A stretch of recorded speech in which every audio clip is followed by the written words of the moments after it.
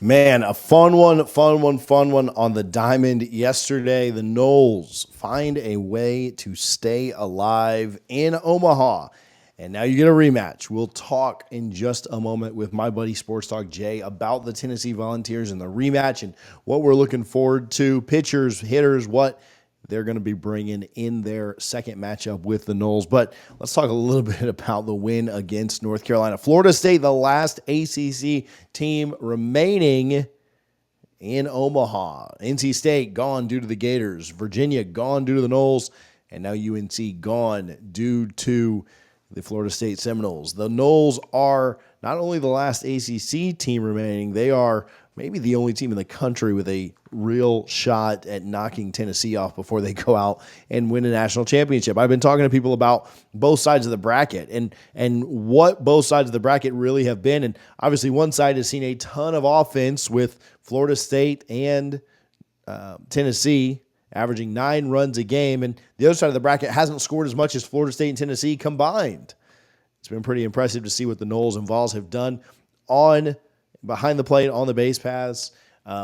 Pitching, maybe not the best for Florida State and Tennessee that first game that they played, but Florida State got an absolute gem of a performance from Andrew Armstrong, 4 1/3 in a game where it looked like he was getting hurt after the first inning. That was like the worst possible scenario is, he looks pretty good in the first inning and then he goes out and is not going to be able to play, not going to be able to give you what he gave you. Connor Whitaker was warming up, but when he came in, you saw that he wasn't super sharp. Obviously, you don't know what that would have looked like in the second inning, but man, what a gutty performance by Army. You absolutely had to have it. And what we talked about, and I'm not going to go on and predict us to beat Tennessee 2 times and go to the final. I'd love for that to happen. We'll see kind of as it goes. But what we talked about was, man, if you could just get back around to those Tennessee games, right? Give yourselves a chance because then maybe Whitaker's fresh again. Maybe you can get Arnold for a game once again. Maybe some of those guys that have pitched for you, Ox, who pitched in the first 2 games, he would be ready to go by the time you got to a Wednesday or Thursday game. And so if you can get those guys back around, if you can get them back fresh, you'll have a chance. But could a bullpen game beat North Carolina? Well, let me tell you, the way that Army's pitched recently, I don't know that a lot of people had a lot of hope. I don't know that a lot of people had a lot of hope once they saw that he was the starting pitcher in the game.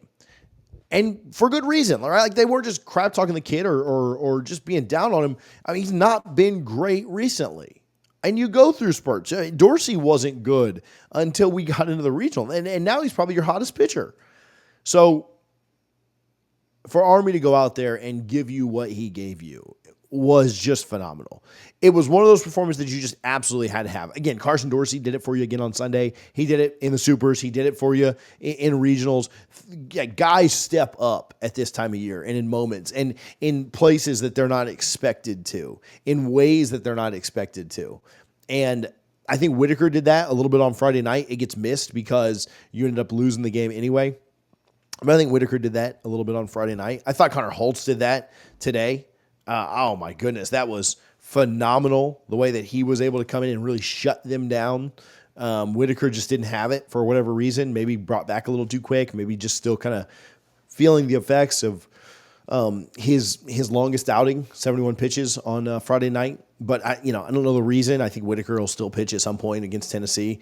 If I had to guess, I don't know, if they're saving him for Thursday and we don't get to Thursday, then maybe not. But I think he's available if you had to have him.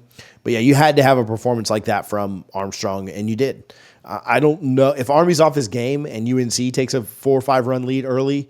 I don't know that the team, I don't ever think they would quit. I don't think they'd ever give up, but I don't know if the team is able to battle back. And if he's not bringing it, then Whitaker comes in and gives up a couple. Like, do you end up getting to Holtz? Like, how does all that work out? What do you do? Do you end up blowing through Jamie and having him pitch kind of like he did in Charlotte, like a bullpen, like not having to use him today was big. Only using Whitaker a little bit today was big, I think. What a performance by really both pitchers, by Holtz and Army. You absolutely had to have it. Talking about hitting the ball, what about Jackson West with 4 hits today? A massive home run to get you up 3. It felt like Carolina was clawing back, and then to late in the game to put you up 3, and then Williams to go back-to-back with him. Huge. Jackson West, 4 hits in, a game that he'll remember forever. 4 hits at the World Series. That is Buster Posey territory. That's insane. And for your 9-hole guy to be the one to do it, to get you going a couple of times. There's one time where he gets on and then Williams gets on and then 2, 3, and 4 don't do anything. There's another time he gets on, not able to get him in. Finally just said, I'll do it myself. And hit the home run. I thought that was super impressive. His day was unexpected. I think when you look at every round so far, you look at Dorsey in the regionals, you say that's probably unexpected. Didn't think we were going to get that, and you got it. And then you look at the supers, and I think that's really just everybody. The offense was just on a different level in that super, and you got incredible hitting. And then obviously James Tibbs in the second game of that against UConn. And then, even here, Whitaker in game 1, you got it from Dorsey again in game 2. You got Jackson West and going off here game 3. You got Jaime. Not that you don't expect it from him, but guys have stepped up. And I'll tell you, Florida State averaging 9 runs a game, and they're doing it right now without Tibbs being his sharpest and without Smith being his sharpest. Now, I think to beat Tennessee, you're going to need one or both of those guys to start to click. And you're going to need those guys to start to show up and have the performances that you expect and have come to expect from them all year. Not saying other guys can't do it, but it would be tough for me to see a situation where you beat Tennessee once or twice and you didn't have those guys just operating at full capacity. All in all, though, a great day. Florida State, I saw somebody else mention this on Twitter. First, they were last in the ACC, and they're the last ACC still standing, a year later. And I think that's super impressive. No matter what happens against Tennessee on Wednesday, Thursday, or what happens beyond, it really shouldn't take away from how special this season is. Obviously, we want to win. That's not a defeatist mindset. We want to go out and beat Tennessee's butt on Wednesday and be talking with you guys about it Wednesday afternoon or Thursday morning before the game then. But, man, what a run it's been. Good job pulling yourself back up to win a couple of games after an absolute depressing way to lose on Friday night. Man, if you'd have won that, it should have, would have, could have, but you'd probably be set up to be winning this whole thing. Listen, I want to talk to my buddy Sports Talk Jay about all of this, Tennessee and everything else. But first, I'm going to give some love to the Mango board. Mango.org, you can learn more there. They are an absolute great partner, not only for our channel, but for Florida State athletics. And listen, I'm not asking you to click a code. I'm not asking you to scan a coupon, anything like that. Just the next time you're at Publix or your local grocer, tag me when you pick up a couple of mangoes. You can tag me on social media. You can tag at Double Fries Pod or TJ_Pittenger. Let me know that you went and got a couple of mangoes because you heard it here on Double Fries No Slaw. They're at all kind of FSU sporting events. You'll see them out next year. Go by, say hello. Make sure that you tell them that we told you about them. Go get some of their swag. They do a phenomenal job, and we appreciate them for their support, not only of Florida State athletics, but our channel here. All right, Florida State, Tennessee, later today, 3 p.m. Eastern time. I've got Sports Talk Jay. Jay, I don't know if you've been on this channel yet. I know you've been on Alley's. I know you've been on the national channel, but welcome to Double Fries No Slaw for the first time, man. How you doing? No, it's not the first time. I've been on before. Did we do something on this Yeah. one? Well, maybe it might have been college football addiction. I can't remember. They all kind of run together at this point. You're on. You have a lot of people on, so I'm easy to get confused. And definitely the first time we've done baseball, which Florida State, Tennessee, both in the Final Four, I guess, of baseball. Florida State will need a couple of wins to move on. Tennessee just won. When Florida State beat, and we can go back and forth on this because I guess we'll both use this, but when Tennessee beat Florida State on Friday night, was your immediate thought that you would see that team again, or did you think that they might get knocked out after kind of the soul-crushing loss that they suffered? I thought there was a legitimate chance we would see them again, and I said that in my post-game video because you were the one team in our side of the bracket that had an offense that was so similar to ours. The other two teams were not as strong offensively, and you need to be that strong on that side of the ball to compete with us. And you guys can do that. So I thought, they're probably going to whoop up on Virginia. And then North Carolina would be a little tougher, but I thought you would better them. which you did, because you can score runs, and they're not going to put the big 5 and 6 runs, on somebody in an inning or two. They're not going to do that. They're going to 1 and 2 you. Whereas y'all can put up a bunch real quick, just the same as the Vols. Yeah. Florida State and UT, I went through and did the averages, right? I like that there's only 8 teams because it's pretty easy. But Florida State and Tennessee both averaging 9 runs a game in this World Series. Obviously, Florida State's played 3, Tennessee only the 2 games. A&M and NC State both at 4, UF at 3.5, UNC and UK at 3, Virginia at 2.5. These two offenses can certainly score a lot of runs, and going into what's a do or die game for Florida State and maybe a little bit of a luxury for Tennessee to not have it be do or die. Do you think the bats cool off, or do you think we're in for another shootout on Wednesday afternoon? If I'm Tony Vitalo, I play you guys as if it's the last game. That's how I play it. I don't give you air. If we get up, I put in my very best pitchers every single time, and I play it like it's the last game of our life. That's how I would play it, because you cannot give Florida State air. I've seen what you guys can do. You've got some hitters that are ridiculously good, same as we do. We've got the Moore and Burke and Tiers, and y'all have got Smith and Tibbs and Farrar, and it's like they're very similar. You can't pitch around Florida State. You can't pitch around Tennessee. So I wouldn't mess around. You get a chance to take FSU out, you'd better do it. Yeah, I kind of agree with that. I don't know that I'm bold enough to predict that Florida State's going to win the next 2 games. I mean, that's really daunting against the number 1 team in the country. But if it gets to Thursday, if Florida State's still alive on Thursday, I think that's the point where they may end up taking it. I don't know how they pitch. My gut would be that they probably pitch Arnold on Thursday. But he didn't fare super well against Tennessee the last round out, and so you'd think he'd be a little bit better. But at the same time, what are you saving him for? If you don't get to Wednesday, then Thursday doesn't really matter. So I really don't know how Florida State will set that up. Do you have an inkling on who Tennessee throws out there tomorrow? Yeah, we're definitely going to go with Xander Secrest. He has turned into our ace, and he was pitching okay through the year, but not great. The last 4 games, his ERA is .78. He's pitched 24 innings and given up 2 earned runs, and he's been fantastic. I mean, really, he's pitched as well as anybody in the country the last 4 outings. So we'll go with him. That doesn't mean that he'll pitch great, because, he's been sporadic through the year. It's just he's turned it on here at the end for whatever reason. He's been terrific. So I know and he's left-handed, and I like starting a lefty.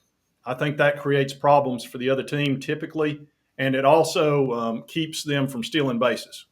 So I'm fine with Secrest. He's probably our best bet. If we don't win tomorrow and we go another game, we're probably looking at not as good an option. Would you be back around? I mean, would everybody be rested enough to where you could pitch those guys from Friday? Yes. Is that definitely? That's the nice thing about going 2-0 is we've played 1 less game. We've had a lot more rest. I don't know your situation as far as rest goes and as far as starting. Who do you think they'll start tomorrow on your team? Well, so what I thought prior to today was that the best case scenario was that if you could get through today without using Whitaker and Arnold, which Arnold started against you guys, Whitaker came in and almost finished it out. And obviously you had the 9th inning where he gave up a couple of walks and they brought somebody else in. But Whitaker only threw 71 pitches. Arnold went up over 100. So my thought was that if Whitaker could come and start tomorrow on a couple days short rest, but he also didn't throw 100 pitches, and then Arnold could start the Thursday game, that'd be a good way to line them up. Whitaker came in and pitched a little bit against UNC, wasn't very effective, and so they pulled him pretty quick. I don't even know if he threw 20 pitches. Pulled him pretty quick. So I still think he's available tomorrow. I think he'd be available Thursday if he didn't pitch tomorrow. But because of that, you may have to flip-flop him. Because he pitched against UNC, you may do Arnold first and then Whitaker. You also might look at matchups. If Tennessee's throwing their absolute ace, you may need your ace to go out there and do it. Now, he'd be doing it on 2 days short rest. He pitched again last Friday, and he'd be pitching on Wednesday afternoon. And so does that present a little bit of a problem? He's pitched on 1 day short rest a few times this year. I don't know that he's gone 2 days short. Could that maybe limit him to 85 or 90 pitches instead of getting up to 110 or whatever? I don't know. Is he maybe a little bit less effective? I don't know. He wasn't very effective and gave up like 6 runs the first time too. Did he pitch in between our game and tomorrow? No, has not come in. So he's had Saturday, Sunday, Monday, Tuesday. Yep. He's had 4 days rest. 4 days. They're usually on a 5 or 6, so he's a little short there. But with the matchup, if you're telling me that Tennessee's throwing their ace or ace of the last month, essentially, yeah, I think you might want to throw your ace, and then you used Whitaker a little bit, who did a good job, I think, against you guys. He gave up 3 runs and then had the 2 walks in the 9th, but may want to use him for Thursday to give him that little break. Even though he only threw 20 pitches, he warmed up for a while and may have to go that route. So maybe ace on ace tomorrow, which would not be the worst, and maybe see if Arnold could get a little redemption. I could see that. If I was FSU, I would go max. I would pitch my absolute ace, even if he's on short rest. I would go with him. That's what I would play, like it's the last game ever. I think I agree. I think if Whitaker hadn't come in yesterday, you'd want Jamie on a little bit more rest, ready to go. But ace on ace, I think, again, if you can get to Thursday, does the doubt start to creep in Tennessee's mind? Do you see Florida State's just laid waste to Virginia, laid waste to North Carolina, beats Tennessee with their ace on the mound? And then you get to Thursday, does it kind of creep in their mind? Now, could Tennessee come out and win on Thursday? Absolutely. But that's certainly playing to FSU's advantage at that point. Yeah, without question, the pressure's on FSU tomorrow. After that, it switches, and it goes on Tennessee, because you've gotten the first victory, and then you're like, are they going to pull the second one? And the pressure totally switches. We went through that with Evansville, but Evansville is not FSU. So let's get that straight. So I wasn't worried about Evansville except for pressure, because I knew they were out of pitchers. We would probably overwhelm them, which we did 12-1, especially in Knoxville, where that crowd, geez, we have such an advantage up there. Our crowd is nuts. And the song that drives that, I didn't realize how much the song Rocky Top drives folks crazy. And then all the whooping and hollering, the good old Rocky Top and the woo, and it's after you've heard that like 100 times, it probably does get old. Our rivals at football games complain about the band only knows that one song, and it's that tomahawk chant, it's the war chant, and that's all they play the whole game. And I've seen our band director tweet out, that's why we keep playing it, because you admit to us that like it drives you nuts. And so I think we can relate to each other in that respect. Oh yeah, if you wind up in the SEC, which I think there's a good chance y'all might very well, you'll end up playing South Carolina. There's nothing, even though they're not some great team, they've got this horrible thing that they do with this damn rooster. And every single minute they're hollering this thing out there. It drives you nuts. Speaking of driving us nuts, what is the best way to get Christian Moore out? Like, how do you just hope he overruns a base or something? Like, you just got to hope he's got an off night. You need to hope he's got an off night. The biggest thing to do is you don't want to pitch around him, because he's pretty patient, and then you end up putting him on base, and then he gets everything fired up and all that. You just need to strike him out and hope that he messes up. I don't think it's a good idea to pitch around, because what are you going to do after that? You've got him at 384 with 33 home runs. Okay, I'm going to pitch around him. Well, you've got Burke, who's at 378 with a ton of home runs. And behind him, you've got Tiers with the same situation. And then Dreiling, and then Amick, who's a first-round draft pick, who's got 23 home runs. You can't pitch around anybody, so you just go at them. Just go. You've got to beat the Vols. That's what you've got to do. And you've got to score a bunch of runs and hope that they don't. That's what you do. And that's what we're going to do with FSU. You can't pitch around FSU. You're wasting your time. You got to strike them out or get them out.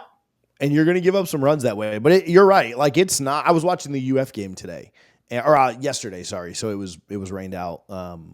the day that we're recording this, but and they've got some decent hitters. I don't. This is not disparaging towards the rest of their lineup, but like it's not like you can just pitch around Cags and put the next guy on, right? And if you walk Caglione, then the next guy's probably not going to kill you every single time. I feel like it's different in Florida State's lineup. You walk Smith, like good luck with Tibbs. You walk Moore, good luck with Burke. Yeah. And Florida's got some guys that can make you pay too. Like I'll get upset Florida fans in the comments and stuff, and that's fine. But it ain't like Cags and the rest of their lineup. And he's a different breed anyway. Like that's fine. But yeah, I mean, what did he have? 5 hits and first 4 going for the cycle, and never didn't strike out once. I mean, he was. I mean, I don't think you win the game without him. He was. Oh he yeah, was that special. no question. He's one of the best hitters we've ever had I've watched the last 5 years pretty heavy. He's sensational. He just really is, and he's a big stimulator on the team. It's kind of like how he goes, the team goes a little bit. There are a few other guys that are similar to that, but he's kind of the emotional leader of the team. So if he's hot, and he won't let you give up either. Like I said, when he hit that triple in the 9th inning, he was like, "We're back." I felt that. I was like, "This game's not over." When he hit that triple, and he got everybody in the dugout fired up, I was like, "This game's not over." I told my brothers, I said, "Just watch out, something might happen." And then we got really lucky and fortunate that went the way it did. It could have gone the other way, very, very. It should have, as far as odds are concerned. But momentum's a funny thing. It's a weird thing. We saw just about every arm I feel like you guys had out of the bullpen on Friday night, and I'd assume everybody is rested. But how do you feel about the bullpen just in general? There were some highs and lows, certainly, with the bullpen on Friday night when we last played you guys. How do you feel about the bullpen in general once it does get turned over to them? Typically, I feel really good about them. FSU is so much like an SEC team that I know that doesn't mean you're going to win. FSU this feels like a heavyweight fight to me. It didn't feel that way against North Carolina. I felt like if we scored 5 or 6, 7 runs, the game was over. With FSU, I feel like we're going to need more than that, and it could be a real slug out. Even with, we're putting our hottest pitcher in there. I tell you, when you get these guys hot, and y'all are hot right now. Your guys are hitting the hell out of the ball, and really linking them together. A lot of hits after each other, and you've got your momentum. So I expect an absolute knockdown, drag out fight. That's what I expect, and I think it should be very entertaining. Yeah, I think so too. Like I think, and like you said, if you're not trying to pitch around guys, we'll see if it's Arnold or not. If it's not Arnold, and it's somebody else that's trying to pitch around or dance at the plate and ends up walking guys and stuff, that might be a little bit different. But if you're trying to go after guys, I mean, you're going to give up shots here and there. You're going to give up like that's just what it is. If you're throwing the ball in the strike zone, I mean, hitters on both of these teams are going to find a way to get on base. And I'll also be interested to see if, it seemed like both teams had, I mean, I honestly don't know if it was, first game of the World Series jitters or what, but it seemed like both teams gave the other teams a lot of runs on Friday night. I would expect that that's toned down a little bit. Florida State played a lot more clean in the field the last 2 games. I think Tennessee played pretty well against North Carolina. Once you guys got up by 5 or 6, I was tuned out of that one. I went on to the NBA or whatever else was on because I didn't think UNC could come back either. But it seemed like both teams have played cleaner since then, and I'd expect that too. It felt fluky to me on the Florida State side. I'm sure you felt the same way. Oh yeah, y'all had a couple of plays that shot. The one where the guy popped it up and you misplayed it because the sun got in your eyes, and some other things like that. That was part of that was the field. You're not used to it, and neither was Tennessee. So it's so much bigger. It's so much bigger. So you got to get used to that and nerves. You combine nerves with a place you're not comfortable with, and you're going to see some screw ups. And both teams, we had 5 errors. That's a lot of errors between those two teams because really, those are minor league teams. FSU and Tennessee, you could put together a heck of a AAA team with those guys. I mean, it's just a fact. So, I don't expect 5 errors. I think they'll be pretty clean, especially since I would expect Tennessee to play clean because they don't have as much pressure on them as FSU does tomorrow. That will flip. if you win. Does there come to be a point in the game where, I mean, Tony's an interesting cat just anyway, right? But like, does there come to a point in the game where you're down a couple of runs or a few runs and it changes how, like, Florida State has to win no matter what. So even if they have to burn Thursday's starter, like, that's fine. How much does Tennessee hold back in a game that they're losing? Now, again, you said if they're winning, they should just go for the throat and find a way to win it. If you're down a run, obviously you're going to still manage that and coach that a certain way. But if you get down like 4 or 5 and you're getting kind of towards those late innings, do you just kind of eventually get to a point where you say, like, man, we can't tax the whole pen on a game that doesn't look like likely to win? Or is Tony just a psycho and going to say, like, no, we can come back because we did it on Friday? Or what are your thoughts around that? It's hard to say. We have not been taxed since Friday as far as our pitching is concerned. So, if it were me and we were down 4 or 5, I wouldn't put in my best closer in that circumstance. I would hold him. I certainly wouldn't put my starter the next day in. But we've got so many guys on our pitching staff that are about the same. Really, we're deep at pitching. We really are. We don't have necessarily 2 or 3 superstars like the guy from LSU last year or whatever. Yeah. But we've got a bunch of guys in there, that are a 3.5 to 4.5 ERA, and they're good. All of them are super talented dudes that, could break out at any moment, just like FSU. So I would think he'll go that route. If it's a super tight game, he's going to he'll throw every single thing he's got at it. Yeah. Tony is the most competitive person I think I've ever seen. He's almost too competitive. I'm looking at it right now. There's not an over-under set, but Tennessee is a minus 200 favorite, Florida State plus 150. So not insane by any means, but Tennessee a decent favorite, should walk away with it. Do you have a gut feel? Do you think Tennessee's able to close it out tomorrow? Where do you think it kind of rests? If it were any other team in this bracket, I would feel super comfortable. Florida State is kind of they're a wild card to me because they have such a similar offense. That concerns me.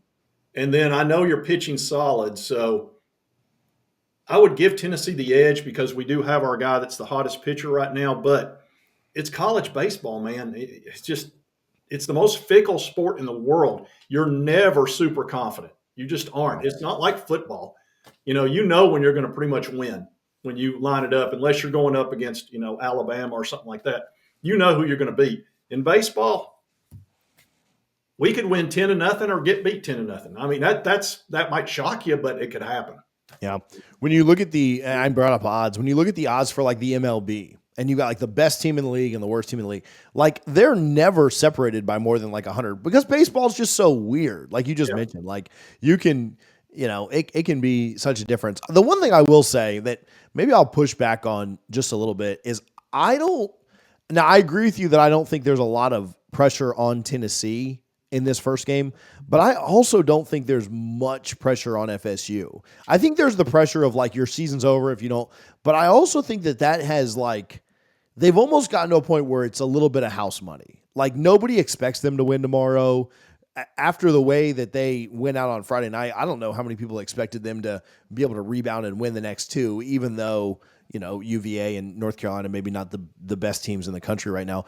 But I'll say that I'd say there might be more pressure on FSU than Tennessee, but I don't think it's much. Like I think Florida State's playing pretty loose, pretty house money at this point. Nobody expects you to win, so who cares? Florida State preseason wasn't even ranked. Like they weren't even supposed to host a regional this year. And so to be at this point, to be in the Final Four, essentially, I honestly don't think there's a lot of pressure. Maybe more than Tennessee, but that is one thing. I think they'll play pretty loose because of that. Now, if they start to go down early, do they tense up some? Do they try and force or press it? Maybe, but I don't really think there's a ton of pressure on FSU either, just from my perspective. Yeah. Well, I felt sorry for UVA playing y'all after that Friday. I really did. I thought, God, they're going to kill them. They're just going to absolutely massacre them after that because I thought y'all were a better team than Virginia.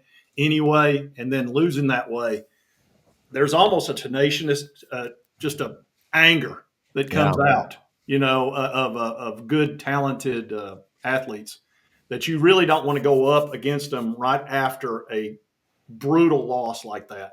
It's like, oh God, this could be awful. And it pretty much wound up that way. Y'all beat the crap out of Virginia. And then the North Carolina game, that's one I thought you would win, but you just never know because a lot of that emotion was gone. And it's like, okay, we're playing baseball again.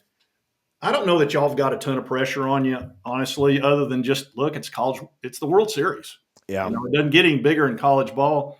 And Tennessee's pressure is being ranked number one and trying to actually win it, which has not been done since 1999. So that's the pressure for them. The pressure for So, them is can they play to their level? so one thing, and I don't know how many of, I know plenty of my watchers, and I don't know how many of yours will be familiar with this, but in softball, when you win the game that Florida State just won against North Carolina, and then let's say Kentucky beats Florida, right?